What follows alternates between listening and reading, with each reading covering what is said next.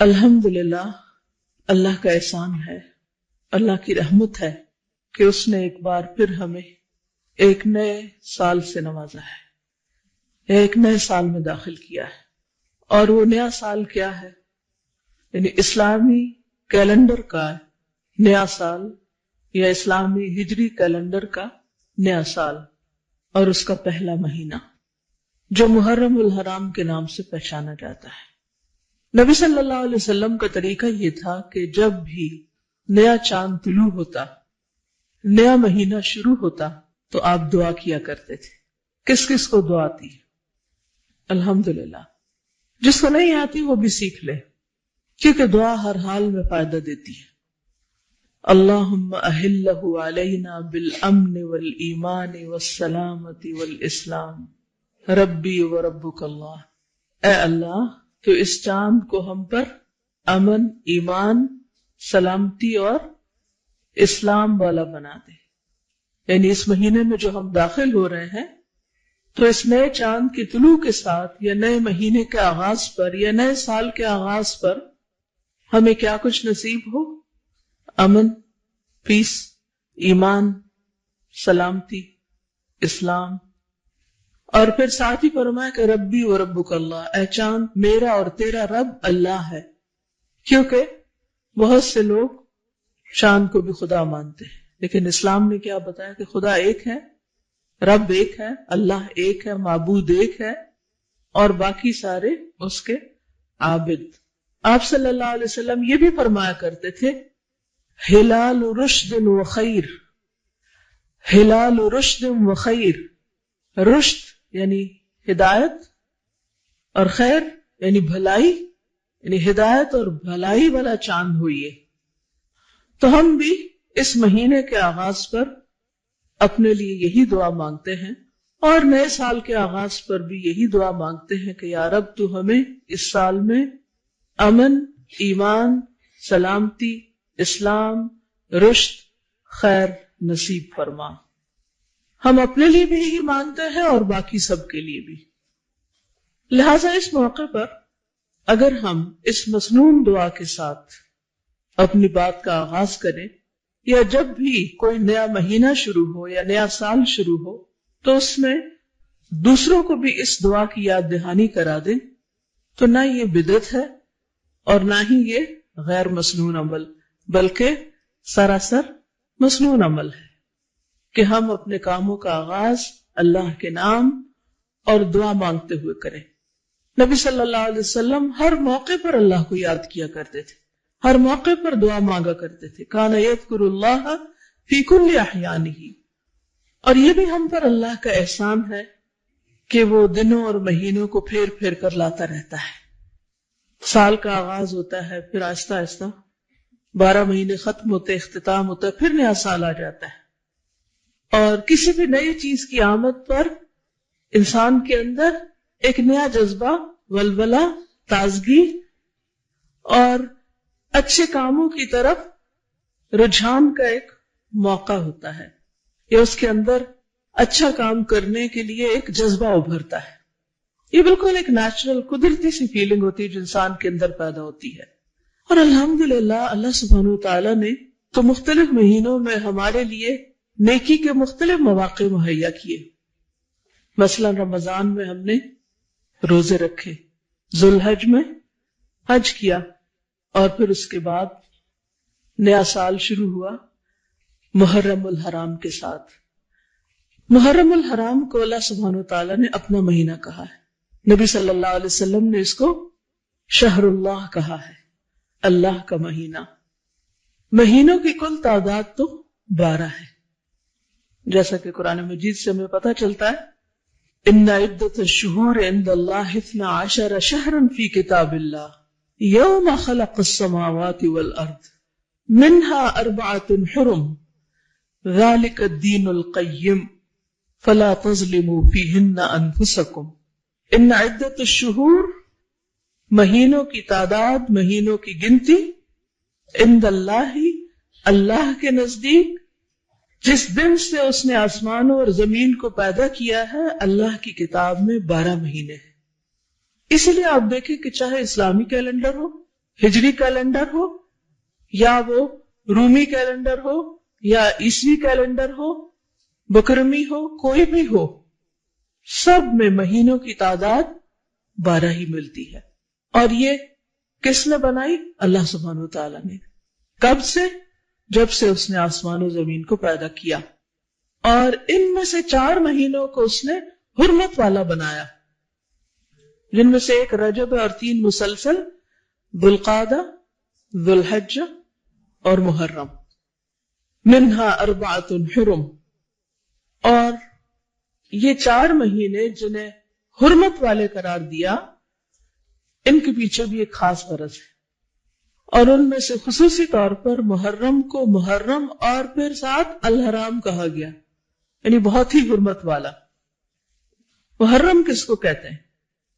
محرم کا لفظی معنی ہوتا ہے ممنوع، حرام کیا گیا، مقدس، عظمت والا، لائق احترام۔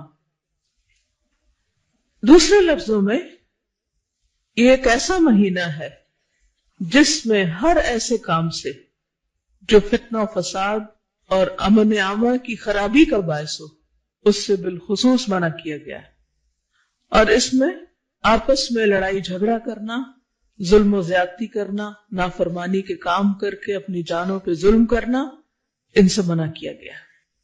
فَلَا تَظْلِمُوا فِيهِنَّ أَنفُسَكُمْ۔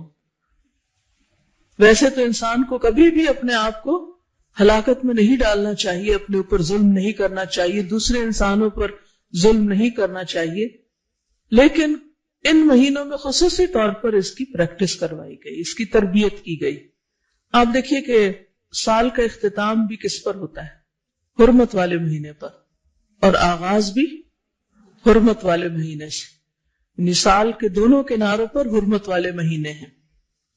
حضرت حسن بصری کہتے ہیں ان اللہ افتتح السنۃ بشہر حرام واختتمها بشہر حرام فلیس شہر فی السنۃ بعد شہر رمضان اعظم عند اللہ من شدت تحریمہ۔ اللہ سبحانہ وتعالی نے سال کا آغاز بھی حرمت والے مہینے سے کیا اور اختتام بھی حرمت والے مہینے سے کیا، پس سال بھر میں رمضان کے بعد اللہ کے ہاں شدت حرمت کے حوالے سے ماہ محرم سے بڑھ کر اور کوئی مہینہ نہیں۔ کس کا قول ہے یہ؟ حسن بصری کا۔ کیا کہتے ہیں کہ رمضان کے بعد سب سے زیادہ حرمت یا شدت حرمت کس مہینے کی ہے؟ محرم کی۔ اسی لیے اس کو کیا کہا گیا؟ محرم الحرام۔ حج کے مہینے میں لوگ جب حج پہ جاتے ہیں تو کیا کرتے ہیں؟ احرام پہنتے ہیں، اور حالت احرام میں کیا کچھ منع ہوتا ہے؟ الحج اشہر معلومات فمن فرض فیہن الحج، یعنی احرام پہن کے فلا رفث ولا فسوق ولا جدال فی الحج۔ فسوق، جدال، سختی سے منع۔ جس معاشرے کے اندر جن لوگوں کے درمیان 2 چیزیں ختم ہو جائیں، کیا؟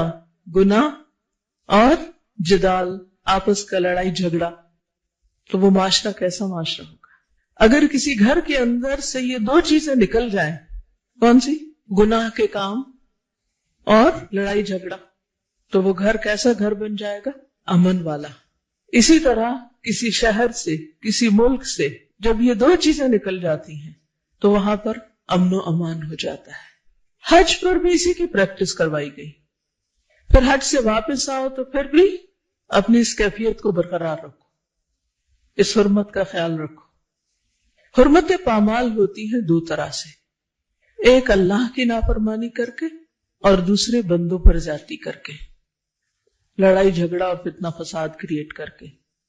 بہت حیرت ہوتی ہے جب لوگ خوشی خوشی حج پہ جاتے ہیں اور لاکھوں کے مجمع میں بڑے امن و امان کے ساتھ سارے کام کر رہے ہوتے ہیں، جب واپس آتے ہیں تو کوئی حج کا سفر نامہ لکھتا ہے، کوئی اس کی رودات بڑے خوبصورت انداز سے سناتا ہے، بڑے والہانہ انداز سے، کئی دن تک مجلسیں جمتی رہتی ہیں، رشتہ دار دوست احباب آتے ہیں، مبارکیں دیتے ہیں، کھانوں کی دعوتیں ہوتی ہیں، اور حاجیوں کے گرد ایک ہجوم ہوتا ہے لوگوں کا، حج کا تذکرہ سننے کے لیے، اور لوگ بھی بہت شوق کے ساتھ حرم مکی اور حرم مدنی کے قصے سناتے ہیں. ہوتا ہے نا ایسے. لیکن وہی لوگ اپنے گھروں میں ایک دوسرے کی عزت اور احترام نہیں کرتے، اپنے ملک میں ایک دوسرے کا ادب، احترام، عزت نہیں کرتے، چھوٹی چھوٹی بات پر دوسروں کے گلے پڑنے کو تیار ہوتے ہیں. حالانکہ حدیث میں آتا ہے المؤمن اکرم حرمتا من الکعبہ، مومن کی حرمت کعبہ سے زیادہ ہے. آپ کو وہ حدیث بھی یاد ہوگی جس میں آپ صلی اللہ علیہ وسلم نے یوم النحر پہ، یوم النحر کون سا ہوتا ہے؟ کون سا ذوالحج؟ 10 ذوالحج. اس دن میں خاص طور پر کیا فرمایا؟ آپ نے پوچھا ایو یوم ھذا، ایو شہر ھذا، کہ لوگوں یہ کون سا دن ہے، یہ کون سا مہینہ ہے؟ تو لوگوں نے کیا کہا؟ حرمت والا دن اور حرمت والا مہینہ. یہ کہہ کے آپ نے فرمایا کہ لوگوں، اللہ کے نزدیک مومن کی حرمت، تمہارے آپس میں مال، جان اور آبرو کی حرمت تمہارے اس دن سے، اس جگہ سے، اس مہینے سے بڑھ کر ہے. کس کی حرمت؟ مومن کی. جب ہم کعبہ کا ذکر کرتے ہیں تو کیا کہتے ہیں؟ کعبہ شریف.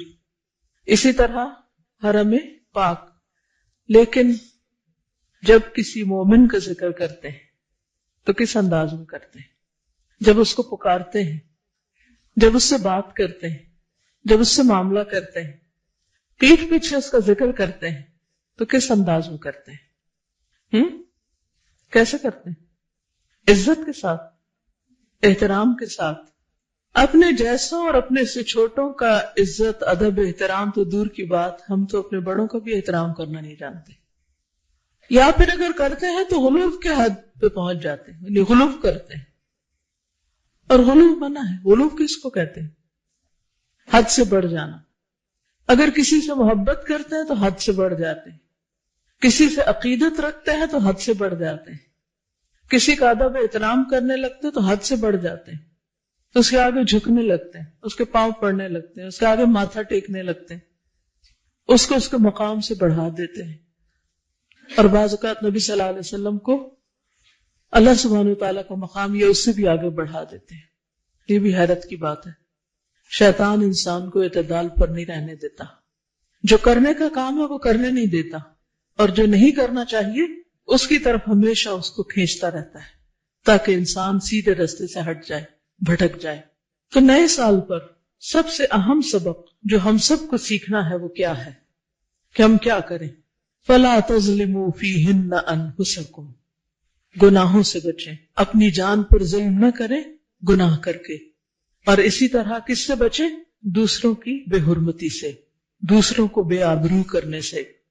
یعنی کوئی ایسا کام نہ کریں کہ جو اللہ کی ناراضگی کا سبب بنے، یا بندوں کے دل توڑنے کا سبب بنے، یا بندوں کو ناراض کرنے کا سبب بنے، رشتوں کو توڑنے کا سبب بنے. اللہ کی نافرمانی کے کاموں میں عام طور پر کیا کام ہوتے ہیں؟ فرائض سے غفلت، بدعات کا ارتکاب، ان کاموں کا کرنا جن سے اللہ نے روکا ہے، یعنی حرام کام، منکرات، ان تمام چیزوں کا ارتکاب. یہ کر کے انسان دراصل اپنی جان پہ ظلم کر رہا ہوتا ہے.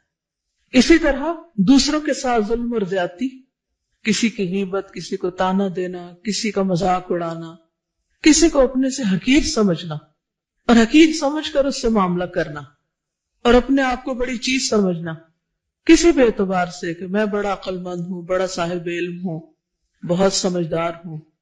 یعنی کسی بھی طرح خود کو فضیلت دے کر دوسرے کو اپنے سامنے حقیر کرنا، یہ تمام چیزیں دراصل خود اپنی جان پر ظلم کے برابر ہیں. ابن عباس سے روایت ہے کہ رسول اللہ صلی اللہ علیہ وسلم نے حجۃ الوداع کے موقع پہ فرمایا، تمہارا خون، تمہارا مال اور تمہاری عزت ایک دوسرے پر اسی طرح حرام ہے جس طرح تمہارے آج کے دن کی، اس شہر کی اور اس مہینے کی حرمت. یہ کس کا پیغام ہے؟ ہم سب کے نام رسول اللہ صلی اللہ علیہ وسلم کا. کیا کچھ منع ہے؟ کیا کچھ حرام ہے؟ خون، قتل نہیں کر سکتے، کسی مومن کی جان نہیں لے سکتے. کیا ہم اہل پاکستان اللہ کے رسول صلی اللہ علیہ وسلم کے اس حکم کو جانتے ہیں؟ اگر جانتے ہیں تو کیا مانتے بھی ہیں؟ کسی بھی دن کا اخبار اٹھا کے دیکھ لیں، اگر وہ قتل کی خبر سے پاک ہو کسی نہ کسی انداز میں، چاہے وہ ذاتی رنجش ہو یا کوئی سیاسی رنجش ہو یا بغیر وجہ کے بھی بے گناہ لوگوں کی جان لینا، حالانکہ شرک کے بعد آپ دیکھیں انسانی جان لینا اور خصوصاً کسی مومن کی جان لینا بہت بڑا جرم ہے، کبیرہ گناہ ہے، تمام دنیا کے زوال سے بڑھ کر ہے ایک مومن کی جان لینا۔ جو ایک جان کو بچاتا ہے گویا وہ سب کی زندگی کا سبب بنتا ہے، اور جو ایک جان کو ختم کرتا ہے گویا وہ سب کو ختم کرتا ہے۔ انسانی جان کی حرمت بہت بڑی چیز ہے، اور جو شخص کسی کی جان لیتا ہے اس کی سزا کیا ہے؟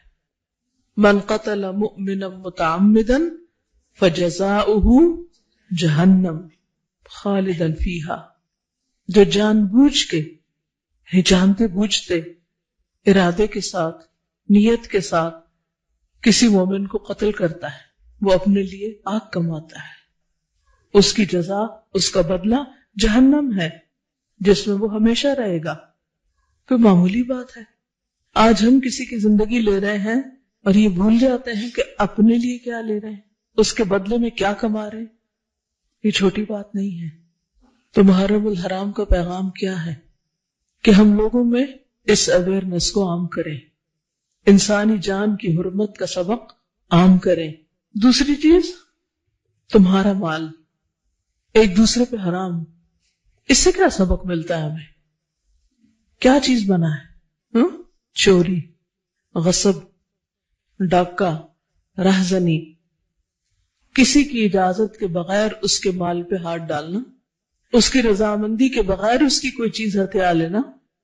ہو سکتا ہم یہ کہیں کہ نہیں ہم تو چوری نہیں کرتے، لیکن آپ نے دیکھا ہوگا کہ کس طرح بعض اوقات یتیموں کا مال ہڑپ کر لیا جاتا ہے، ان کی زمینوں پہ قبضہ کر لیا جاتا ہے، بعض اوقات لڑکیوں کے جہیز کو جو والدین کے گھر سے لاتی ہیں اس پہ قبضہ جما لیا جاتا ہے، بعض اوقات شوہر حق مہر ادا نہیں کرتے حالانکہ وہ عورت کا حق ہوتا ہے، اس کو ہڑپ کر جاتے ہیں۔ اسی طرح چھوٹی چھوٹی چیزیں چرانا، کسی کے بیگ سے کچھ نکال لینا۔ آج آپ دیکھیں کہ کوئی کہیں اپنا بیگ رکھ کے ہے امن میں کہ جب میں واپس آؤں گا تو یہ اسی طرح ہوگا؟ پھر اسی طرح امانتوں میں خیانت، کہ کوئی آپ کے پاس کوئی چیز امانت رکھواتا ہے اور آپ اس میں سے اپنی مرضی سے تصرف شروع کر دیتے ہیں۔ کسی کا بھی مال، کسی کی بھی ملکیت کی چیز اس سے زبردستی ہتھیانا یا اجازت کے بغیر یا کسی طرح زور زبردستی جبر سے چوری کر کے یا سامنے سے لوٹ کے، یہ سب کچھ حرام ہے۔ کیا سزا ہے چوری کی؟ ہاتھ کاٹنا۔ اور رہزنی اور لوٹ مار کی سزا کیا ہے؟ مخالف سمت سے ہاتھ پاؤں کاٹنا۔ عبرتناک سزائیں ہیں، لیکن آج کتنے گھر محفوظ ہیں، کتنے لوگ محفوظ ہیں؟ اور یہ کون کر رہا ہے؟ کون کس کے در پہ ہے؟ مومن کے؟ چوری کر کے بھی اپنے آپ کو پھر ایماندار کہتے ہیں۔ ایمان تو رہتا ہی نہیں اس وقت جب بندہ چوری کر رہا ہوتا ہے، اور اگر وہ توبہ نہیں کرتا تو سخت پکڑ ہے۔ اور توبہ کب ہوتی ہے؟ چوری کا سامان گھر میں رکھ کے؟ یعنی آپ چوری کی چیز اپنے پاس ہتھیائے رکھیں، چھپائے رکھیں، استعمال کریں، دوسرے کو نہ دیں اور کہیں میری توبہ، اب حج کر رہا ہوں گا تو توبہ ہو جائے گی میری۔ چور کی معافی کب ہوتی؟ جب وہ چوری کیا ہوا مال اس کے مالک کو واپس لوٹائے، کیونکہ حقوق العباد اسی وقت معاف ہوں گے جب بندے معاف کریں گے۔ تیسری چیز جسے حرام قرار دیا گیا وہ کیا ہے؟ عزت۔ یہ کیسے پامال کی جاتی؟ کس طریقے سے؟ کیا کسی کی غیبت کرنا اس کی عزت پامال کرنا ہے؟ کسی کا مذاق اڑانا، کسی کو ذلیل کرنا، کسی بھی طرح کسی کی تحقیر کرنا؟ تو ہم سب کو اپنے ساتھ عہد کرنا ہے کیا کہ ہم اپنی زبان، عمل اور رویے سے ہر ایسے کام سے بچیں گے جو دوسروں کے لیے اذیت اور تکلیف کا باعث بنے یا جس سے کسی کی دل آزاری ہو۔ ہمیں کسی کی دل آزاری نہیں کرنی۔ ہمیں کی بجائے بھی اگر آپ مجھے کہیں نا کہ مجھے کسی کی دل آزاری نہیں کرنی، کہیں بڑا بڑا لکھ کے سامنے لگا لیں، کیونکہ ہم ہر تھوڑی دیر کے بعد بھولے ہوئے ہوتے ہیں یہ سبق. تو ہر نئے سال میں ایک نئی عادت تو اختیار کرنی چاہیے نا، ایک غلط عادت تو چھوڑنی چاہیے، اور اپنا محاسبہ خود کرنا چاہیے. پھر اسی طرح دیکھیے کہ عام لوگ تو عام لوگ، کیا ہم میں سے کسی کو یہ ضرورت دیتا ہے کہ وہ صحابہ کرام کے خلاف کوئی بات کرے؟ ہماری عزت بڑی ہے یا ان کی عزت؟ نبی صلی اللہ علیہ وسلم نے صحابہ کے بارے میں کیا فرمایا تھا؟ آپ نے فرمایا لا تسبوا اصحابی فلو ان احدکم انفق مثل احد ذهبا ما بلغ مد احدهم ولا نصیفہ. میرے صحابہ کو گالیاں مت دینا، ان کو برا بھلا نہ کہنا. تم میں سے خواہ کوئی احد پہاڑ برابر بھی سونا خرچ کرے، کر سکتے ہو؟ ہے ہی نہیں کچھ، کریں گے کیا؟ تو بھی وہ ان کے ایک مد یا آدھے مد کے برابر بھی نہیں پہنچ سکتا. انہوں نے اللہ کے راستے میں اللہ کی خاطر جو قربانیاں کی ہیں اور جس طرح مشکل وقت میں نبی صلی اللہ علیہ وسلم کا ساتھ دیا ہے، ان کی قربانیوں کا اجر اور صلہ اللہ کے ہاں اتنا بڑا ہے کہ تم میں سے اگر کوئی عہد برابر بھی سونا خرچ کرے تو ان کے ایک سیر یا آدھ سیر کے برابر بھی نہیں پہنچ سکتے. ان کے کام پہاڑوں برابر، ان کے اجر پہاڑوں برابر. ہم کیا ہیں؟ ادھر کچھ کرتے ہیں ادھر ضائع کر کے رکھ دیتے ہیں، اور پھر ایسی ایسی باتیں صحابہ کے بارے میں کرتے ہیں، اور بعضوں کا صرف سنی سنائی دیکھتے دیکھتے، اور پھر بھی ہم سمجھتے کہ ہم صاحب ایمان ہیں. کون تھے صحابہ؟ قرآن کیا بتاتا ہے ان کے بارے میں؟ کون تھے صحابہ؟ وہ جو نیکیوں میں سبقت کرنے والے تھے. والسابقون الاولون، وہ جنہوں نے سبقت کی، پہلے ایمان لے آئے. من المہاجرین والانصار، کچھ نے ہجرت کی اور کچھ انصار تھے. والذین اتبعوہم باحسان، اور وہ لوگ بھی جنہوں نے ان کی پیروی کی احسان کے درجے میں، یعنی تابعین بھی، صرف صحابہ نہیں، تابعین بھی. ان کا مقام، ان کا درجہ، ان کی قربانیاں، اس کے صلے میں اللہ ان سے راضی ہو گیا اور وہ اللہ سے راضی ہیں. اور یہ عظیم الشان کامیابی ہے. ان کے لیے تو اللہ نے جنتیں تیار کی، وہ ہمیشہ کی نعمتوں میں ہیں، بلند درجے پائے ہوئے ہیں، اور ہم یہاں بیٹھ کر ان کے خلاف باتیں کر رہے ہیں. کیسے مسلمان ہیں ہم؟ ہمیں کوئی حق نہیں پہنچتا. اور پھر سب سے بڑی بات یہ کہ ان کے درمیان اگر اختلافات ہوئے بھی، یا ان سے انسان ہونے کے ناطے کوئی کوتاہی ہوئی بھی، تو مجھے اور آپ کو حق نہیں پہنچتا کہ ہم ان کا محاسبہ کرنے بیٹھ جائیں یا ان کے بارے میں ہم کوئی رائے دیں. یہ نہ ہو کہ وہ تو اعلیٰ جنتوں میں پہنچے ہوئے اپنے اعمال کی وجہ سے، اللہ کی رحمتوں کی وجہ سے، اور ہم ایسی باتوں پر بحث مباحثے کریں کہ جس کی وجہ سے اللہ تعالیٰ کی ناراضگی ہو اور انسان اللہ کی رحمت سے دور ہو جائے. تو یہ کوئی عقل مندی کی بات تو نہیں. اور یاد رکھیے اس میں صرف صحابہ نہیں، تابعین کی بات بھی ہے، کیونکہ بعض لوگ صحابہ کے بعد تابعین کے اوپر بھی بہت حملہ آور ہوتے ہیں.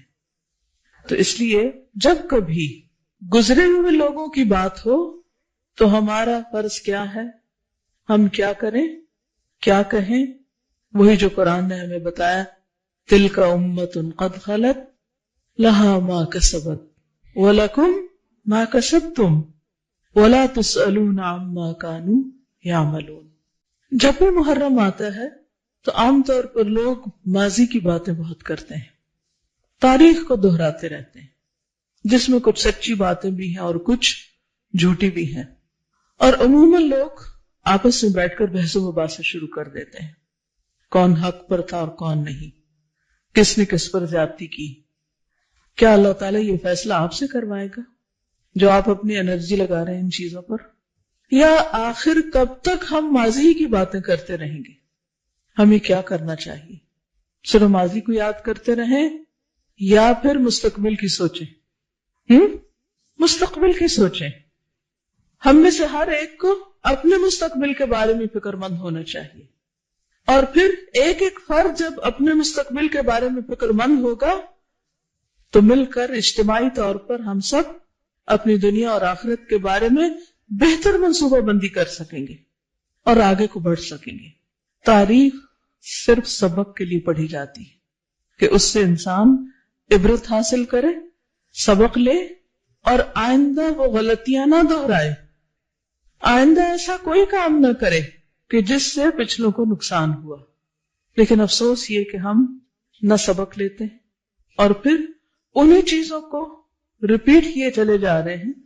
اگر صحابہ کے درمیان اختلاف ہوئے، تابعین کے درمیان اختلاف ہوئے، تو ہمارے لیے سبق کیا ہے کہ ہم ان چیزوں سے بچیں، یا یہ سبق ہے کہ ہم ان کے بارے میں فیصلہ کرنے بیٹھ جائیں اور آپس میں جھگڑیں اور ایک دوسرے کے قتل و غارت شروع کر دیں اور ایک دوسرے کو برداشت نہ کریں.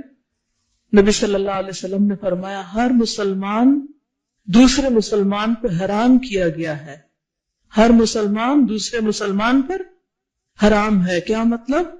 اس کی جان، مال، آبرو. وہ ایک دوسرے کے بھائی اور مددگار ہیں. ہم سب کو نیکی کے کاموں میں ایک دوسرے کے ساتھ تعاون کرنا ہے. تو کرنے کا کام تو یہ ہے. دوسروں کے ساتھ کیسا معاملہ کہ اگر وہ اچھا کر رہے ہیں تو ان کی مدد کی جائے، اور اگر وہ غلط کر رہے ہوں تو ان کو غلطی سے روکا جائے، ان کے لیے خیرخواہی کے جذبات ہوں. لیکن حقیقت یہ ہے کہ سب سے بڑھ کر ہمیں نئے سال کی آمد پر خود اپنے بارے میں سوچ بچار کرنی چاہیے، اپنے مستقبل کے بارے میں سوچنا چاہیے. کیونکہ اگر ہم خود اپنے بارے میں نہیں سوچیں گے تو کیا کوئی دوسرا ہمارے لیے سوچے گا؟ کیا کوئی دوسرا ہماری نجات کے لیے کچھ کام کرے گا؟ سورۃ الحشر میں اللہ سبحانہ وتعالیٰ فرماتے ہیں یا ایھا الذین آمنوا اتقوا اللہ ولتنظر نفس ما قدمت لغد واتقوا اللہ ان اللہ خبیر بما تعملون. تو ہمیں کیا کرنا ہے؟ نیا سال شروع ہوا، مبارکباد بھی دے دی، اس کے معنی بھی جان لیے، دعائیں بھی دے دی، ایک دوسرے کی حرمت کے بارے میں بھی پڑھ لیا، سن لیا، سمجھ لیا، اس کا بھی عہد کر لیا کہ ہم انشاءاللہ اللہ اور اس کے رسول کے ان احکامات پر عمل کریں گے. اور اس کے بعد اگلا کرنے کا کام کیا ہے؟ اپنے نفس کا محاسبہ نفس. وَلْتَنْظُرْ نَفْسٌ مَا قَدَّمَتْ لِغَدٍ. اپنے لیے سوچیں میں نے اپنی کل کے لیے کیا کیا ہے، اپنی آخرت کے لیے کیا کیا ہے. کیسے سوچیں؟ ابن القیم الجوزیہ، ان کی ایک کتاب ہے زاد المعاد. زاد المعاد، معاد کس کو کہتے ہیں؟ آخرت کو. اور زاد کس کو کہتے ہیں؟ زاد راہ کو، سامان کو. آخرت کا سامان کتاب کا نام. زاد المعاد میں ابن القیم الجوزیہ محاسبہ نفس کا طریقہ بتاتے ہیں کیسے محاسبہ کیا جائے. وہ کہتے ہیں کہ سب سے پہلے فرائض پر محاسبہ کریں. کس طرح؟ کہ مجھ پر کیا کچھ فرض عائد ہوتا ہے، عبادات میں کیا فرض ہے، مثلا نماز، روزہ، حج، زکوٰۃ. اسی طرح بحیثیت ماں میری ذمہ داری کیا ہے، بحیثیت بیوی میری ذمہ داری کیا ہے، بحیثیت مسلمان میری ذمہ داری کیا ہے. تو جو اہم ترین فرائض ہیں، بیسک رسپانسبلٹیز ہیں، ان کے بارے میں سب سے پہلے سوچنا چاہیے. کیونکہ قیامت کے دن سب سے پہلے کس کے بارے میں پوچھا جائے گا؟ فرائض کے بارے میں پوچھا جائے گا. خصوصاً نماز کے بارے میں پہلا سوال ہوگا، جو اللہ کے حقوق میں سے اور بندوں کے حقوق میں سے قتل کا فیصلہ سب سے پہلے کیا جائے گا. تو وہ لکھتے ہیں کہ اگر فرائض کی ادائیگی میں کمی پائے تو قضا یا اصلاح کر کے اس کا تدارک کرے. دو کام، جو کام نہیں کیا اس کو کرے. مثلا روزے چھوڑے ہیں تو کیا کریں؟ روزے رکھیں. فریضہ حج ادا نہیں کیا تو اس کو ادا کریں. زکوٰۃ ڈیو ہے تو اس کو ادا کریں. اور اسی طرح اگر مثلاً آپ نماز پڑھتے تو ہیں لیکن درست نہیں پڑھتے، صحیح مسنون طریقہ ہی نہیں آتا آپ کو، تو کیا کریں؟ اصلاح کریں. تو اس نئے سال کے شروع میں ہم سب کو اپنی اپنی نمازوں کا جائزہ لینا چاہیے. کیونکہ نماز کا حساب سب سے پہلے، کیونکہ بہت سے لوگ ایسے ہیں جو نماز پڑھتے ہیں لیکن ان کی نماز ان کے سروں سے اوپر نہیں جاتی، یعنی قبول نہیں ہوتی، واپس ان کے منہ پہ مار دی جاتی کہ اللہ کو ایسی نماز نہیں چاہیے. اور اس کی بھی بنیادی وجہ کیا ہوتی؟ کہ وہ سنت کے مطابق نہیں ہوتی. کیونکہ اس کے بارے میں بھی ہم نے کچھ خود ساختہ باتیں گھڑی ہوئی ہیں اپنے لیے، اپنے آپ کو مطمئن کرنے کے لیے. کیا کہ اللہ تعالیٰ اب اتنی باریک باتیں تھوڑی دیکھیں گے کہ ہاں جی ایک حصہ بازو کا وہ خشک رہ گیا تھا تو وضو نہیں ہوا. نہیں، ایڑیوں کے بارے میں کتنی واضح حدیث ہے. وَيْلٌ لِّلْعَقَابِ مِنَ النَّارِ. یہ بات آپ نے کب فرمائی تھی؟ جب ایک موقع پر آپ نے صحابہ کو وضو کرتے ہوئے دیکھا اور ان کی ایڑیاں خشک تھیں، تو آپ نے فرمایا ان ایڑیوں کے لیے آگ سے ہلاکت ہے. کتنے ہی لوگ ہیں وضو کرتے ہیں، کوہنیاں خشک رہ جاتی ہیں، ایڑیاں خشک رہ جاتی ہیں، پوری طرح چہرہ نہیں دھوتے ہی بعض اوقات لوگ چھینٹے مار دیتے ہیں اور کام ختم کر لیتے ہیں. پتہ ہی نہیں کہ وضو کیسے کرنا ہے، پتہ ہی نہیں کہ صحیح قیام کیسے کرنا ہے، رکوع کیسے کرنا ہے. بہت سے لوگ رکوع کرتے ہیں لیکن پوری طرح جھکتے ہی نہیں، آدھا سا رکوع ہوتا ہے. سجدہ کرتے پوری طرح سر ٹکاتے ہی نہیں، پورے اعضاء سجدے کی زمین پہ لگاتے ہی نہیں، ناک زمین کو لگتا ہی نہیں، اور وہ اٹھ جاتے اور وہ سمجھتے ہماری نماز ہو گئی. بعض لوگ لباس صحیح طور پر نہیں پہنتے، بعض اس میں اللہ کو یاد نہیں کرتے. کیا ان چیزوں کی اصلاح کرنا چاہیے؟ نہیں. سوچئے کتنے سال کی ہوں میں، 20 30 40 50، کتنا اور جینا ہے.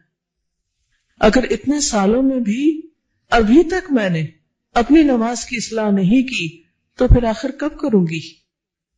تو اس سال کا ٹارگٹ نمبر 1 کیا ہونا چاہیے؟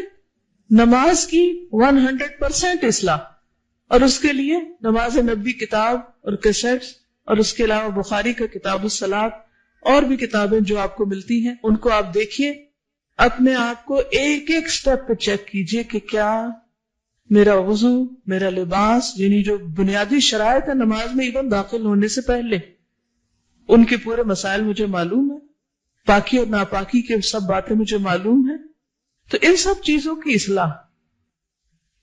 پھر کہتے ہیں کہ پھر منہیات پر محاسبہ کرے. منہیات وہ چیزیں جن سے منع کیا گیا ہے. اپنا جائزہ لیجئے کہ کون سی ایسی چیز اب تک میری زندگی میں شامل ہے جس سے اللہ نے روکا اور مجھے پتا ہے اللہ نے اس سے روکا ہے اور میں پھر بھی کیے چلے جا رہی ہوں. ہم میں سے ہر ایک کو پتا ہوتا ہے نا کہ کون سی چیزیں اللہ کو پسند نہیں، ہم جانتے بھی ہوتے ہیں لیکن پھر بھی کیے چلے جاتے ہیں. تو اس کا حل کیا ہے؟ اس کا علاج کیا ہے؟ کیا کرنا چاہیے؟ صرف لکھیں نہیں، بولیں بھی، دیکھیں بھی، سوچیں بھی اور بھی کریں. تو کاپیاں بھرنے سے تھوڑی کام چلے گا. کیا کام ہے، کیا کرنا چاہیے؟ منہیات کو چھوڑ دینا چاہیے. چلیے اگر سب کچھ بیک وقت چھوڑنے کی ہمت صلاحیت نہیں تو کم از کم 1 یا 2 چیزیں ضرور مارک کر لیجئے کہ میں نے ہر قیمت ان کو چھوڑنا ہے.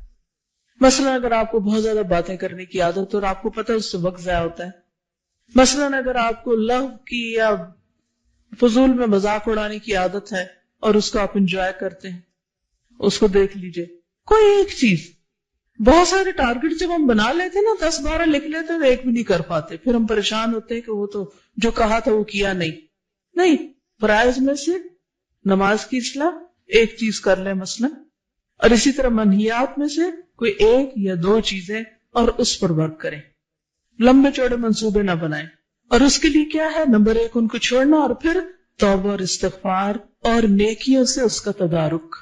یہ بڑی اہم بات ہے کہ برے کاموں کو صرف چھوڑنا ہی نہیں بلکہ اس کے ساتھ ساتھ کیا کرنا ہے؟ نیکیاں کرنی ہے. تدارک کا مطلب ہے کہ اس کا اتار، اس کی جگہ اب اور نیکیاں زیادہ کرنی. اگر معلوم ہو کہ منہیات کا مرتکب ہوا ہے تو توبہ استغفار کرے اور نیکیوں سے اس کا تدارک کرے. مثلا آپ نے کسی سے وعدہ کیا، وعدہ کر لیتے ہیں نا ہم، چھوٹی چھوٹی بات پہ بڑے پکے پکے وعدے کر لیتے ہیں، لیکن اس کے بعد کیا ہوتا ہے؟ کبھی آپ سے وعدہ خلافی ہوئی؟ بعض اوقات کلی وعدہ خلافی کرتے ہیں ہم، اور بعض اوقات جزوی، آدھی، چوتھائی. کیا اس پہ توبہ کرنی چاہیے؟ ضروری ہے. جی ہاں، اس لیے کہ نبی صلی اللہ علیہ وسلم نے فرمایا جو شخص بات کرے جھوٹ بولے، وعدہ خلافی کرے، امانت میں خیانت کرے، وہ پکا منافق ہے، خواہ نماز پڑھے اور روزہ رکھے. ڈر لگتا ہے اس حدیث سے؟ کوئی نہیں لگتا. اور منافق کی سزا کیا ہے؟ جہنم کے سب سے نچلے گڑھے میں. عمر فاروق جیسے لوگ منافقت سے ڈرتے تھے اور ہم منافقت سے بالکل بے خوف ہیں. اور آپ دیکھیں کہ شاید ہی کوئی دن ہو کہ جب ہم وعدہ خلافی نہ کرتے ہوں. کبھی کلی اور کبھی جزوی. ہاں یہ کام کرتے ہیں کہ آپ بے فکر رہیں، اور اس کے بعد کیا کرتے ہیں؟ ایسے بھولتے ہیں جیسے کوئی بات ہی نہ ہو. تو اپنے ساتھ ایک تہیہ کر لیں، اگر کہیں میں نے کوئی غلط بیانی کری، کیونکہ انسان ہے نا بھول جاتے ہیں، بعض میں آتا نہیں بات ایسے نہیں تھی ایسے تھی. اب جس سے آپ نے کی وہ تو کہیں چلا گیا، اب دوبارہ کوئی موقع ہی نہیں تدارک کا، تلافی کا. تو پھر کیا کریں؟ اب توبہ استغفار کے بعد صدقہ کریں، یا کسی کے ساتھ بھلائی کریں، یعنی کوئی نہ کوئی ایسا کام ضرور کریں کہ جس کے ذریعے اس کا تدارک ہو جائے، اور پھر نیکیوں کے ساتھ اس کو کمپنسیٹ کریں. کہیں وعدہ خلافی ہو جائے تو کیا کریں؟ معافی مانگ لیں. یا پھر کیا کریں؟ معافی کے علاوہ یاد آئے تو پورا کر دیں، چاہے اللہ سے کیا ہو چاہے بندوں سے کیا ہو. اور اسی طرح کثرت سے کوئی نہ کوئی نیکی کا کام کرتے رہیں، کسی کے کام آئے، کسی کی مدد کریں، کسی کی خدمت کریں، کیونکہ بعض اوقات مال نہیں ہوتا اتنا کہ صدقہ کر سکیں. تو اس میں کسی بھی طرح کیا کریں؟ کوئی نیکی کا کام کریں، تو انشاءاللہ اس سے اس کا تدارک ہو جائے گا. پھر ابن القیم کہتے ہیں کہ غفلت پر اپنا محاسبہ کرے، فرائض کی ادائیگی، منہیات اور غفلت پر محاسبہ. ہم غافل ہوتے، فرائض سے غافل، ذکر سے غافل، نیکی کے کاموں سے غافل. وہ کہتے ہیں کہ اگر مقصد تخلیق سے اپنے آپ کو غافل پائے، یعنی پتہ ہی نہیں میری کریشن کا مقصد کیا ہے، تو ذکر و اذکار اور اللہ کی طرف متوجہ ہو کر اس کا تدارک کرے، اللہ سے دعا مانگے، اللہ سے رہنمائی مانگے، مدد مانگے. آپ دیکھیے کہ مثلاً اگر آپ نے ذی الحج میں حج کیا اور تمام شرائط کو پورا کرتے ہوئے حج کیا، تو اس کے لیے اللہ کا وعدہ کیا ہے کہ وہ پچھلے سارے گناہ معاف کر دے گا. گویا اب آپ کے پاس ایک سفید کاغذ ہے، اب نئے سرے سے اپنی زندگی کا آغاز کریں. ری بورن ہوتا ہے انسان حج کے بعد. اس میں اپنا محاسبہ کرتے رہنے کی ضرورت ہے کہ اچھا اس پر لکھے. لیکن اگر حج کا موقع نہیں ملا اور ابھی پیچھے بہت ساری ایسی چیزیں ہیں جو ٹھیک نہیں ہیں، تو کبھی آپ ہوم ورک کرتے ہیں اور اس میں کوئی چیز ٹھیک نہیں لکھی جاتی تو کیا کرتے ہیں؟ رب کرتے ہیں، مٹاتے ہیں، وائٹنر لگاتے ہیں، ریزر لگاتے ہیں اور اس کو صاف کرتے ہیں. تو توبہ اور استغفار کے ذریعے اس کو صاف کریں. لیکن یاد رکھیں کہ بہت ضروری ہے کہ انسان نیکیوں پر استقامت کے لیے اسباب اختیار کرے، اور ان اسباب میں ایک بہت اہم صحبت صالح ہے، نیک لوگوں کی صحبت. عموماً گناہوں کا ارتکاب کب ہوتا ہے، کیوں ہوتا ہے، کہاں ہوتا ہے؟ بتائیے. اپنا ہم سب جائزہ لیں، کہاں ہمارے منہ سے غلط باتیں زیادہ نکلتی ہیں؟ غلط ماحول میں، ایسے لوگوں کی کمپنی میں جو خود کیئر لیس ہیں، تو انہیں دیکھ کر ہم آٹومیٹیکلی ان کے انفلوئنس میں آ جاتے ہیں، اور ہم نہ سوچتے ہوئے بھی ایسی باتیں کہہ جاتے ہیں جو ہمیں نہیں کہنی چاہیے، اور بعد میں ریگریٹ کرتے ہیں کہ میں وہاں چپ کیوں نہ رہی، مجھے یہ کہنا نہیں چاہیے تھا، لیکن اب وہ ہو چکا، اب کیا کریں؟ ڈھیٹ بن جائے، اچھا ہو چکا اب کیا کریں؟ نہیں، توبہ استغفار کریں اور اس کی اصلاح کریں، اور کانشیسلی شعوری کوشش کے ساتھ کوئی اچھی بات کریں. ذکر اذکار کے علاوہ اگر کسی بندے کو آپ نے اپنی کسی بات سے دین سے بھگا دی یا کوئی ایسی غلط کی، تو کسی اور کو دعویٰ کر کے، کسی اور کو کوئی اچھی بات کر کے اس کا تدارک کرے. یعنی جس قسم کا گناہ ہوتا ہے نا، تو تدارک بھی اسی قسم کی چیز کے ساتھ کرنا چاہیے. اگر مالی غلطی ہے، گناہ ہے، تو صدقہ خیرات، اور اگر زبان کی ہے تو زبان سے ہی تدارک کرے. اور اسی طرح اگر کسی کے ساتھ اور کوئی ظلم زیادتی کی ہے تو اسی انداز سے تدارک کرے. تدارک کا کیا مطلب ہے؟ اس کی صفائی اور اس کو ریڈو کرنا. تو محرم میں کرنے کے کاموں میں اہم ترین کام کیا ہے؟ پھر سیلف انالیسس، اپنی ذات کی اصلاح، اپنا محاسبہ، اور اچھے کاموں کی پلاننگ. اور پلاننگ میں بہت ڈھیر کام نہیں لکھنے، ایک دو کلیئر کٹ ٹارگٹس جن کو آپ واقعی نبھا سکیں اور وہ کر سکیں. اس سے زیادہ کہ اللہ توفیق دے دے تو بہت ہی اچھی بات ہے، کیونکہ ہوتا تو سب کچھ اللہ کی توفیق سے ہے نا، انسان کے کرنے سے تو نہیں ہوتا. ایک اور چیز محرم کے حوالے سے آپ سب کو معلوم ہوگی، اور وہ ہم سب جانتے ہیں کہ محرم ہمیں ہجرت کی یاد دلاتا ہے، کیونکہ اسلامی سال کا آغاز کس سے ہوا تھا؟ محرم کے مہینے سے.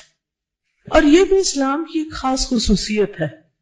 عیسوی سال کس سے شروع ہوتا ہے؟ اس کی مناسبت کیا ہے؟ عیسیٰ علیہ السلام کی ولادت. اور وہ مشہور روایت ہے، وہ صحیح ہے یا نہیں ایک الگ بات ہے. لوگ کون سا دن مناتے ہیں ان کی یاد میں؟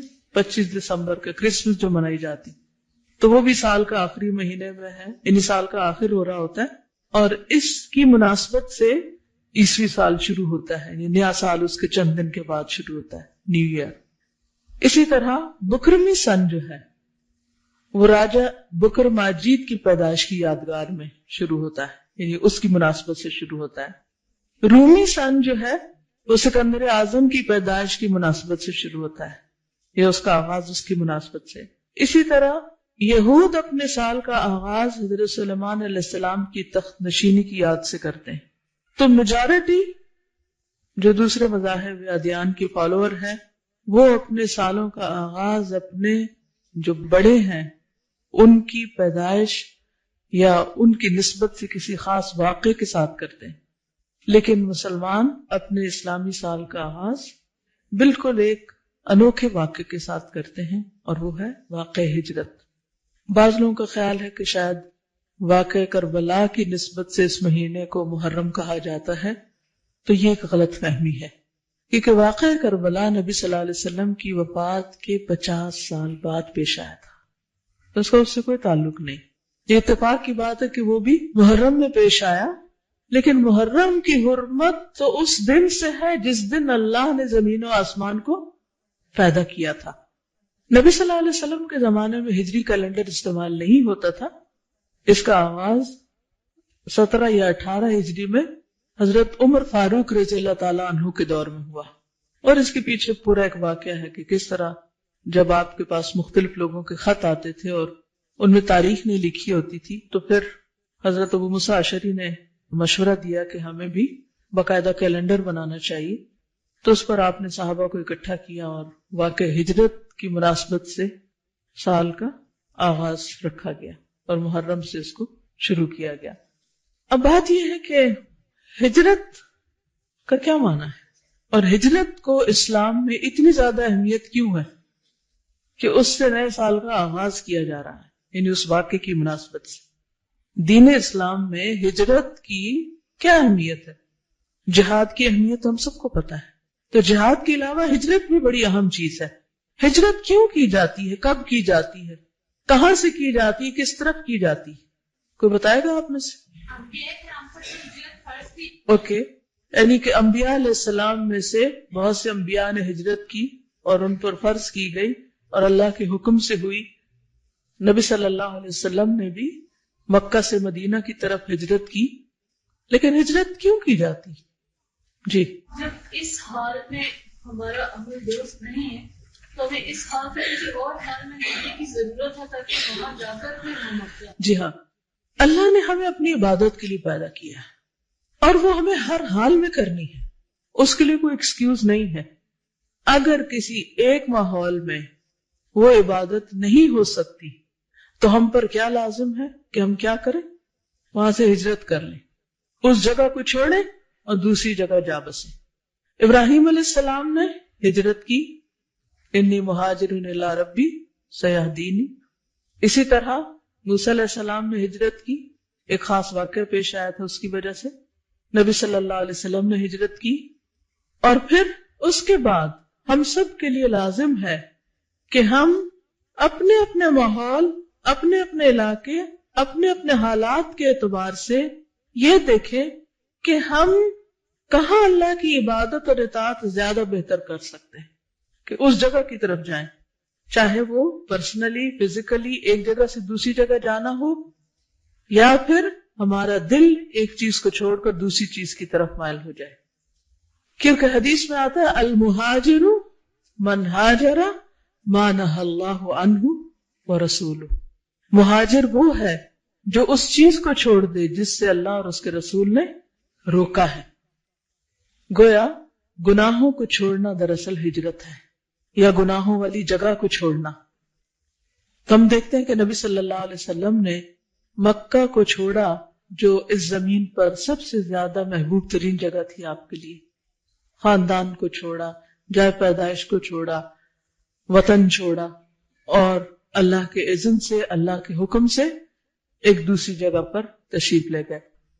پورا واقعہ ہجرت جو ہے وہ بہت ہی خوبصورت واقعہ ہے، وقت کی کمی کے باعث اسے نہیں سنا سکتی، لیکن آپ سے کہوں گی کہ اگر موقع ہو تو اس واقعے کو ضرور پڑھ لیجئے۔ بخاری میں بھی اس کی تفصیل آتی ہے، اور انسان کی آنکھیں اشک بار ہوئے بغیر رہتی نہیں جب وہ پورا واقعہ سامنے آتا ہے کہ کس طرح آپ پر وہ زمین بالکل تنگ کر دی گئی، آپ کے گھر کا محاصرہ کر لیا گیا، اور کس طرح آپ اللہ کے اذن سے ان سب لوگوں کے بیچ میں سے نکل کر مکہ سے مدینہ کی طرف آ گئے، کس طرح غار ثور میں آپ نے پناہ لی، وہاں کیا حالات ہوئے، اور پھر راستے میں کیا کیا واقعات پیش آئے۔ اور پھر صرف آپ نے نہیں، آپ کے ساتھ حضرت ابوبکر صدیق رضی اللہ تعالیٰ عنہ نے بھی ہجرت کی، اور اس موقع پر ان کی کیفیت کیا تھی۔ حضرت عائشہ کہتی ہے مجھے پہلی دفعہ پتا چلا کہ کوئی شخص خوشی سے بھی روتا ہے، کہ جب انہیں یہ پتا چلا کہ انہیں حضور صلی اللہ علیہ وسلم کے ساتھ ہجرت کا شرف حاصل ہو رہا ہے۔ اور پھر اسی مناسبت سے حضرت ابوبکر رضی اللہ تعالیٰ عنہ کی تعریف بھی آئی ہے قرآن میں، اذ ہما فی الغار، جب وہ دونوں غار میں تھے، اذ یقول لصاحبہ لا تحزن ان اللہ معنا، جب وہ اپنے ساتھی سے کہہ رہے تھے نبی صلی اللہ علیہ وسلم غم نہ کرو، اللہ ہمارے ساتھ ہے، کیونکہ حضرت ابوبکر پریشان ہو رہے تھے کہ اگر ان کفار نے ہمارے پیچھے کو دیکھ لیا تو یہ ہمیں پکڑ لیں گے، اور کس طرح انعام مقرر کیا گیا اور کس طرح سراقہ آپ کے پیچھے آیا۔ وہ سارا واقعہ ایک خوبصورت واقعہ ہے جس میں بہت سارے سبق ہیں۔ لیکن ان دو کی ہجرت کے علاوہ جتنے بھی صحابہ نے ہجرت کی، جس کی بنا پر انہیں مہاجرین کا لقب ملا، ایک خوبصورت لقب، ان میں سے ایک ایک کا واقعہ ایمان افروز واقعہ ہے۔ حضرت عمر کی ہجرت کی اپنی شان ہے، اسی طرح مردوں کے ساتھ ساتھ خواتین نے بھی ہجرت کی۔ حضرت ام سلمہ کی ہجرت اگر آپ پڑھیں یہ سنیں تو روئے بغیر رہ نہیں سکتے۔ ام کلثوم کی ہجرت، اسی طرح حضرت زینب کی ہجرت، دیگر خواتین کی ہجرت، کس کس طرح صرف مردوں نے نہیں عورتوں نے بھی ہجرت کی تھی، اپنا سب کچھ چھوڑا تھا، گھر بار چھوڑا تھا اللہ کی خاطر، اپنا دین اور ایمان بچانے کی خاطر۔ سورۃ آل عمران میں بھی آتا ہے نا کہ والذین اخرجوا من دیارہم وأوذوا فی سبیلی وقاتلوا وقتلوا، کہ وہ لوگ جو میرے راستے میں اذیت دیے گئے، دکھ دیے گئے، گھروں سے نکالے گئے۔ تو بات یہ ہے کہ لوگوں نے اپنے وطن، گھر، مال، کاروبار، رشتہ دار، عزیز و اقارب، محبوب ہستیاں، ان کو اللہ کی خاطر چھوڑا، اپنے دین کی خاطر چھوڑا۔ کیا یہ سب کچھ آسان ہوتا ہے؟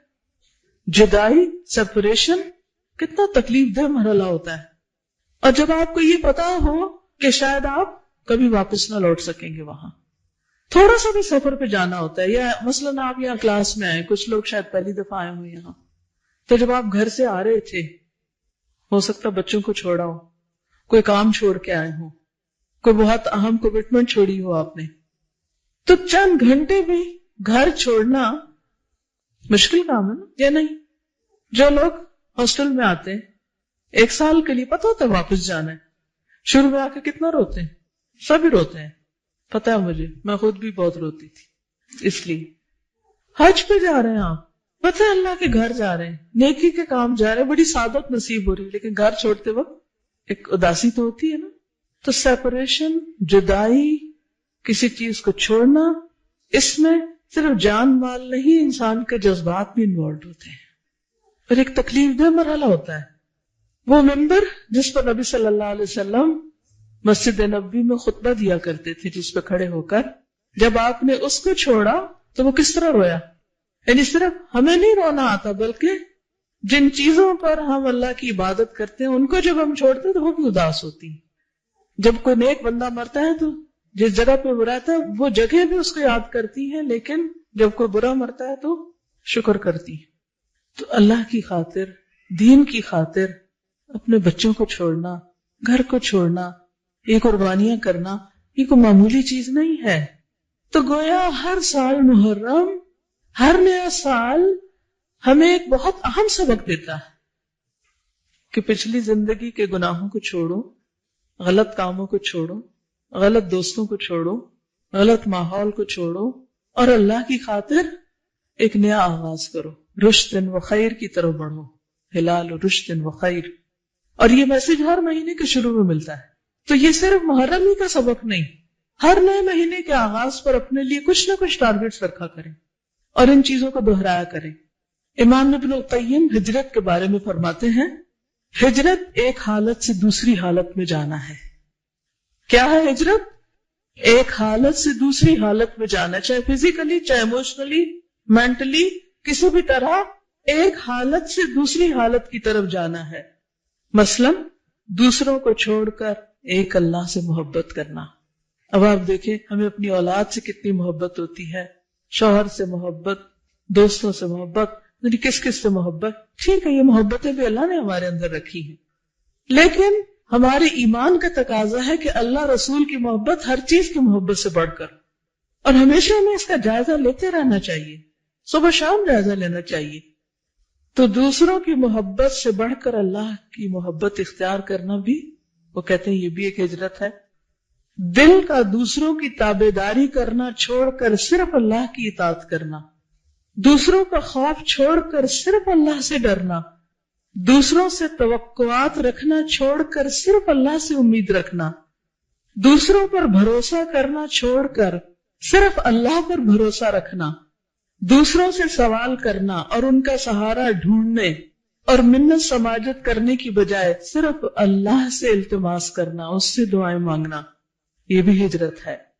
اپنے آپ کو دوسروں کے سامنے جھکانا اور ان کے حوالے کرنے کی بجائے صرف اللہ کے آگے جھکنا اور اپنا آپ اس کے سپرد کرنا، یہ اللہ کی طرف جانے کا حتمی ذریعہ ہے. حتمی، فائنل. کیا؟ اللہ کے آگے جھکانا، اللہ کے آگے چھوٹا ہونا. بے شک حقیقی توحید، اصل توحید دوسروں سے بھاگ کر اللہ کی طرف جانا ہے، اللہ کی طرف بھاگنا ہے. ایک ہے لوگوں سے بھاگ کر اللہ کی طرف بھاگنا، برائیوں کو چھوڑ کر نیکیوں کی طرف بھاگنا. فَفِرُّوا إِلَى اللَّهِ، یہ ہے اصل ہجرت. پس اللہ کے عذاب سے بچ کر اس کی رحمت، اسلامی وحدانیت کی طرف، اسلام کی توحید کی طرف دوڑ لگاؤ. تو بات یہ ہے کہ اسلامی کیلنڈر اپنی نوعیت کے اعتبار سے منفرد کیلنڈر ہے اور یہ ہمیں ہجرت کی یاد دلاتا ہے. اور اسی طرح ہمیں اپنی عادات میں بھی کچھ عادات سے ہجرت کرنی ہے. مثلا کیا کیا چھوڑنا ہے؟ منہیات کی بات تو ہوئی نا ابھی. نفس کی غلامی سے اللہ کی غلامی کی طرف، جھوٹ سے سچ کی طرف، تکبر سے عاجزی کی طرف، شکوہ سے شکر کی طرف، سستی سے چستی کی طرف، مایوسی سے امید کی طرف، غیبت سے نصیحت کی طرف، گناہوں سے توبہ یعنی گناہ کرنے کی بجائے ان کو چھوڑنے یا توبہ کی طرف، خیانت سے امانت کی طرف، ناراضگی سے عفو درگزر کی طرف، بے صبری سے صبر کی طرف. یہ ساری چیزیں بھی ہمیں کچھ چیزوں کو چھوڑ کر کچھ نئی چیزیں اختیار کرنے کا سبق دیتی. تو ہم سب اپنا اپنا محاسبہ کریں، اپنا اپنا جائزہ لیں کہ ہمیں کون سی چیزیں چھوڑنی ہے اور ان کی جگہ کون سی رکھنی ہے. کیونکہ جب ہم ایک چیز چھوڑتے ہیں نا تو وہاں ویکیوم ہو جاتا ہے، خلا ہو جاتا ہے. اگر ہم اس کو اچھی چیز سے نہیں بھرے تو پھر کیا ہوگا؟ وہ پرانی چیز دوبارہ وہیں آ جائے گی. تو جب تک آپ کوئی آلٹرنیٹ چیز نہیں اختیار کریں گے تو بات نہیں بنے گی. اسی طرح محرم الحرام کے ایک حوالے سے جو خاص عبادت ہے وہ کیا ہے؟ روزے کی. اس کی کیا فضیلت ہے آپ کو معلوم ہے؟ عن ابی ہریرہ رضی اللہ عنہ قال قال رسول اللہ صلی اللہ علیہ وسلم افضل الصیام بعد رمضان شہر اللہ المحرم وافضل الصلاة بعد الفریضة صلاة اللیل. حضرت ابو ہریرہ سے روایت ہے کہ رسول اللہ صلی اللہ علیہ وسلم نے فرمایا، رمضان کے بعد افضل روزے شہر اللہ المحرم کے ہیں، اور فرض نماز کے بعد افضل نماز رات کی نماز ہے. یعنی جس طرح فرض نمازوں کے بعد سب سے افضل نماز تہجد کی نماز ہے، اسی طرح رمضان کے بعد افضل ترین روزہ محرم کا روزہ ہے. عن ابی ہریرہ قال جاء رجل الى النبي صلی اللہ علیہ وسلم فقال ای صیام افضل بعد شہر رمضان قال شہر اللہ الذی تدعونه المحرم. ابو ہریرہ سے روایت ہے کہ ایک آدمی نے نبی صلی اللہ علیہ وسلم کی خدمت میں حاضر ہو کر کہا ماہ رمضان کے بعد کون سے روزے افضل ہیں؟ آپ نے فرمایا اللہ کے اس مہینے کے جسے تم لوگ محرم کہتے ہو. حضرت ابن عباس سے عاشورہ کے روزے کے بارے میں پوچھا گیا، یعنی خاص طور پر 10ویں محرم کا روزہ جو ہے. جب حضرت ابن عباس سے اس کے بارے میں پوچھا گیا تو انہوں نے کہا میرے علم کے مطابق رسول اللہ صلی اللہ علیہ وسلم نے کسی دن کو سب دنوں سے افضل سمجھ کر روزہ نہیں رکھا سوائے اس دن کے یعنی عاشورہ کے، اور نہ کسی مہینے کے سوائے اس مہینے کے یعنی رمضان میں. یعنی رمضان کے روزے بہرحال سب سے افضل ہیں، اس کے بعد ثواب کے اعتبار سے اس دن کا روزہ. ابن عباس کہتے ہیں کہ رسول اللہ صلی اللہ علیہ وسلم رمضان کے بعد کسی دن کی اور دنوں پر فضیلت کا انتظار نہیں فرماتے تھے سوائے عاشورہ کے دن کے. اور یہ بھی آپ کو معلوم ہے نا کہ رمضان کے روزے فرض ہونے سے پہلے محرم کے روزے ہوتے تھے. یہ بھی یاد رکھیے کہ یہود بھی محرم میں روزے رکھتے تھے، اور خصوصاً 10 محرم کا روزہ. اور اسی طرح دور جاہلیت میں قریش بھی محرم کو روزہ رکھا کرتے تھے. اور عاشورہ کا روزہ اتنا اہم ہے، یعنی 10ویں محرم کا، اور اس کا تعلق بھی واقع کربلا سے نہیں ہے، یہ اس سے پہلے کا روزہ ہے کہ بچوں کو بھی روزہ رکھواتے تھے. ربیہ بنت معوذ کہتی ہیں کہ رسول اللہ صلی اللہ علیہ وسلم نے عاشورہ کی صبح کو انصار کے محلوں میں کہلا بھیجا کہ جس نے صبح کھا پی لیا ہو وہ دن کا باقی حصہ روزے کی طرح پورا کرے، اور جس نے کچھ کھایا پیا نہ ہو وہ روزے سے رہے. وہ کہتی ہے کہ پھر بعد میں بھی اس دن روزہ رکھتے اور اپنے بچوں کو بھی رکھواتے. انہیں ہم اون کے کھلونے دے کر بہلاتے، جیسے گڑیا وغیرہ ہوتے ہیں نا ہم کپڑے کے بناتے ہیں، تو وہ اون کے کچھ کھلونے وغیرہ بنا کے وہ بچوں کو دیتے کہ اس سے کھیلیں اور ان کو بہلائے رکھتے. جب کوئی کھانے کے لیے روتا تو وہی دیتے یہاں تک کہ افطار کا وقت آ جاتا. اب یہ رونے والے بچوں کا روزہ ہے. کون سی عمر کے بچے ہو سکتے ہیں؟ بہت چھوٹے بچے. تب آپ دیکھ لیجیے آپ کے گھر میں چھوٹے سے چھوٹا کون ہے اور وہ کیا کرے گا. ان کو کس سے بہلانا ہے؟ آپ نے کوئی کھلونے وغیرہ رکھے ہوئے کہ نہیں، یا بنا کے رکھے ہوئے؟ امام زہری رحمۃ اللہ علیہ حالت سفر میں بھی عاشورہ کا روزہ رکھتے. یعنی ہو سکتا ہے آپ میں سے بعض لوگ ٹریولنگ میں ہو تو وہ بھی سن لیں. ان سے کہا گیا کہ آپ رمضان میں سفر کرتے ہیں تو روزہ نہیں رکھتے، تو انہوں نے کہا بے شک اللہ تعالیٰ رمضان کے بارے میں فرماتے ہیں کہ اس کی گنتی دوسرے دنوں کی گنتی سے پوری کر لو، جبکہ عاشورہ کے بارے میں ایسا نہیں فرمایا کہ یہ روزہ تم کسی اور دن رکھ سکتے ہو، اس لیے ایک دن رکھتا ہوں. حضرت ابو قتادہ کہتے ہیں کہ رسول اللہ صلی اللہ علیہ وسلم نے فرمایا صیام یوم عاشورہ احتسب علی اللہ ان یکفر السنۃ التی قبلہ. صحیح مسلم. نبی صلی اللہ علیہ وسلم نے فرمایا میں سمجھتا ہوں کہ اللہ تعالیٰ عاشورہ کے دن کے روزے کے بدلے گزشتہ 1 سال کے گناہ معاف فرما دے گا. ابو قتادہ ہی سے روایت ہے کہ عاشورہ کے دن کے روزے کے بارے میں پوچھا گیا تو آپ نے فرمایا یہ پچھلے 1 سال کے گناہوں کا کفارہ ہے. حضرت عبداللہ بن عباس سے روایت ہے نبی صلی اللہ علیہ وسلم مدینہ تشریف لائے تو یہود کو یوم عاشورہ کا روزہ رکھتے دیکھا تو پوچھا تم اس دن کیوں روزہ رکھتے ہو؟ انہوں نے جواب دیا یہ عظمت والا دن ہے، اس دن اللہ تعالیٰ نے حضرت موسیٰ اور ان کی قوم کو نجات دی تھی اور فرعون اور اس کی قوم کو غرق کر دیا، تو حضرت موسیٰ نے بطور شکر اس دن کا روزہ رکھا، تو اس لیے ہم بھی یہ روزہ رکھتے ہیں. تو آپ نے فرمایا موسیٰ علیہ السلام سے تمہاری نسبت ہم زیادہ قریب ہیں، یعنی ہم زیادہ ان کو فالو کرتے ہیں، اس لیے نبی صلی اللہ علیہ وسلم نے خود بھی روزہ رکھا اور صحابہ کرام کو بھی روزے کا حکم دیا. لیکن یہود کی مشابہت سے بچنے کے لیے آپ نے 10 کے ساتھ 9 محرم کے روزے کو ملانے کی خواہش کا اظہار کیا. حضرت عبداللہ بن عباس سے روایت ہے کہ رسول اللہ صلی اللہ علیہ وسلم نے عاشورہ کا روزہ رکھا اور لوگوں کو بھی اس کے رکھنے کا حکم دیا. تو لوگوں نے کہا اللہ کے رسول صلی اللہ علیہ وسلم یہ وہ دن ہے جس کی یہود اور نصارہ عزت کرتے ہیں. آپ نے فرمایا جب اگلا سال آئے گا اگر اللہ نے چاہا تو ہم 9 تاریخ کا روزہ بھی رکھیں گے، لیکن اگلا سال آنے سے پہلے آپ کی وفات ہو گئی. تو اس سے پتہ کیا چلتا ہے کہ 9 محرم کا بھی 7 روزہ رکھیں. بعض لوگوں نے 10 اور 11 کی بات کی لیکن وہ سند ضعیف ہے، اس لیے افضل کیا ہے 9 اور 10 کا روزہ رکھنا. لیکن اگر کسی وجہ سے آپ 2 دن کا نہیں بھی رکھ سکتے، افضل تو یہی ہے، تو کم از کم 10 کا روزہ رکھنا نہ بھولیے. تو آج آپ نے کچھ سیکھا. کیا سیکھا؟ کیا آپ چاہتے ہیں کہ اور بھی سیکھیں؟ پھر آپ میں سے ہر ایک پہ لازم ہے کہ یہ پمفلٹ خود بھی پڑھے. یہ جو میں نے باتیں کی اس میں سے بہت سی باتیں اس میں مختصراً ٹو دا پوائنٹ لکھی گئی، اور اس پمفلٹ کو کسی نہ کسی کو دیں اور پڑھ کر سنائیں اور اس تک پہنچائیں. یہ منیمم ہے. 7 بھی کر سکتے ہیں، 10 بھی کر سکتے ہیں، اور اس سے آگے جتنے چاہیں بڑھا لیں. ٹھیک ہے. اسی طرح اس ٹاپک پر کیسٹ بھی ہیں. سال نو کا پیغام بسلسلہ محرم الحرام. نئے سال کے شروع میں ہمیں چونکہ وقت آپ دیکھیں کہ سال پہ سال گزرتے جا رہے ہیں، مہینوں پہ مہینے گزرتے جا رہے ہیں، اس لیے بہت ضروری ہے کہ ہم اپنے وقت کی قدر و قیمت پہچانیں، اور صرف سالوں کو نہیں، مہینوں، ہفتوں اور دنوں کو نہیں، گھنٹوں اور منٹس کو نہیں، لمحوں کو بھی بچائیں، ان کی بھی حفاظت کریں.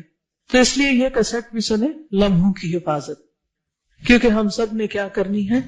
ہجرت. کس سے؟ اپنی بری عادتوں سے، گناہوں سے، سستی سے اور دنیا کی محبت سے. صرف جسمانی ہجرت نہیں، مائگریشن آف ہارٹ بھی ضروری ہے. ٹھیک ہے. دل بدلے گا تو زندگی بدلے گی. تو کریں گے ہجرت؟ چلیے ہجرت پہ پھر آپ کو ایک نظم سنوا دیتے ہیں انعام میں. بہت ہی خوبصورت نظم ہے. الہجرت رحلت ہادینا. ہجرت کیا ہے؟ ہمارے ہادی محمد صلی اللہ علیہ وسلم کا سفر ہے، ٹرپ ہے، رحلہ ہے. اس سے کیا نکلا؟ نتیجہ کیا نکلا؟ حمل الاسلام لنا دینا. یعنی آپ نے اس رحلے میں اپنے ساتھ کیا لے کر گئے؟ حمل، آپ نے اٹھایا، الاسلام، اسلام کو، لنا، ہمارے لیے، دینا، دین کے طور پر. یعنی مکہ میں پجاڑ نہیں پکڑ رہا تھا تو مدینہ میں لے جا کے اس کا پودا لگایا اور پھر وہ دنیا کے لیے سایہ دار درخت بن گیا. تو ہجرت کے بڑے فوائد، اور سب سے بڑا فائدہ کیا ہے کہ اسلام پھیلتا ہی ہجرت کے ساتھ. جب تک قربانی کر کے دین کو اپنی ذات میں اور دوسروں تک نہ لے جایا جائے تو کیا ہوتا ہے؟ پھر وہی ختم ہو جاتا ہے.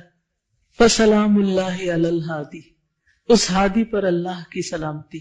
والکون یردد آمین، اور پوری کائنات آمین کہہ رہی ہے. اور پھر اس میں حضرت ابو بکر کی وفا کا ذکر ہے اور حضرت علی کی قربانی کا ذکر ہے کہ وہ پیچھے رہے تھے آپ کے بستر پر. اور آخر میں پھر یہ کہ کس طرح آپ طیبہ میں داخل ہوئے اور کس طرح اسلام ایک نئے افق میں، ایک نئے دور میں داخل ہو گیا. تو ہم میں سے بھی ہر ایک اپنی اپنی ذات میں سوچے کہ وہ اسلام کی تقویت کے لیے، اسلام کے فائدے کے لیے کس طرح کی ہجرت کر سکتا ہے. اللہ تعالی ہم سب کو عمل کی توفیق عطا فرمائے. وآخر دعوانا ان الحمد للہ رب العالمین. سبحانک اللہم وبحمدک، نشہد ان لا الہ الا انت، نستغفرک ونتوب الیک. السلام علیکم ورحمۃ اللہ وبرکاتہ.